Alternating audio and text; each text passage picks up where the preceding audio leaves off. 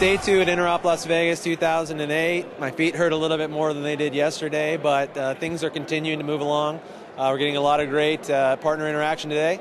Sam Rosenbaum, my colleague, took some time to interview a couple of the IVA, Interop Vendor Alliance members, and here's what they had to say. How does working with the Interop Vendor Alliance help create this end-to-end solution? And the Interop Vendor Alliance provides that service for the partners to work together ahead of time to deploy, to prove that their solution indeed provides a true interoperable capability to our customers.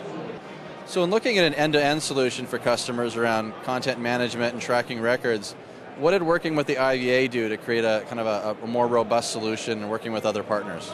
Well, having a place like the IVA lab where we could go and actually set up and configure and test various configurations of our software with Microsoft solutions as well as the other third parties involved gave us a chance to test it in environments that we really couldn't do in the corporate world out there, nor did we have the ability to, at the same time, work with the other customers, the other partners as well. Microsoft is really facilitating vendors coming together, ensuring that their products work well together, and then giving customers the assurance that they can install those products together in their environment and that they will continue to operate going forward. There were 2 conference sessions today hosted by the Interoperability Vendor Alliance, one of them on Unified Communications Interop and another one on content management, and a lot of work that's been going on between Microsoft and these partners. We also had a chance to talk to some of the folks that actually attended these sessions to hear what they had to say.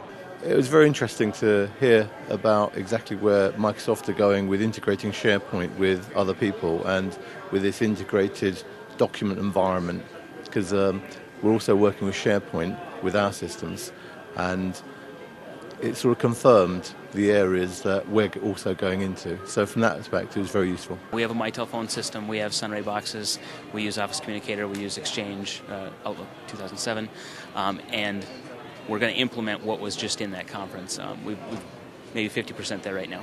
So yeah, I think it's not necessarily new, but it's reaffirmed that we can do it and given us some guidance on that. My colleague in Windows Server Security, Calvin Cho, I had an opportunity to interview some of the NAP partners who we didn't get a chance to talk to yesterday.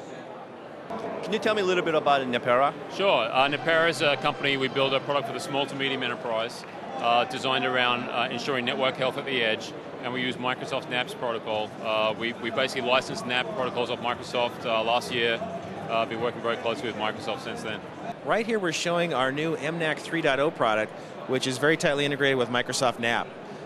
We've enjoyed a great partnership with Microsoft and yourself personally on bringing this solution to market for our customers, and we're seeing a lot of very interesting traction with customers in government, in finance, and so forth that are interested in this joint solution. We really think Microsoft's going to do for NAC what's not been done before in the marketplace today. How do you actually build a Linux product that interoperate with the Microsoft server? Is that what you're doing essentially? Yes.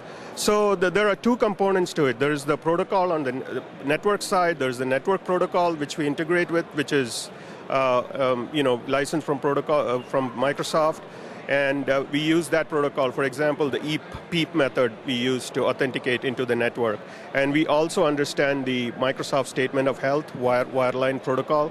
So we have decoded it, and we can understand the health status. Now on the server side, we integrate with Microsoft NPS, and which is the system health validator, and we use the Microsoft API. So protocols on the client side and APIs on the server side. So things are winding down here at Interop. Tomorrow is the last day.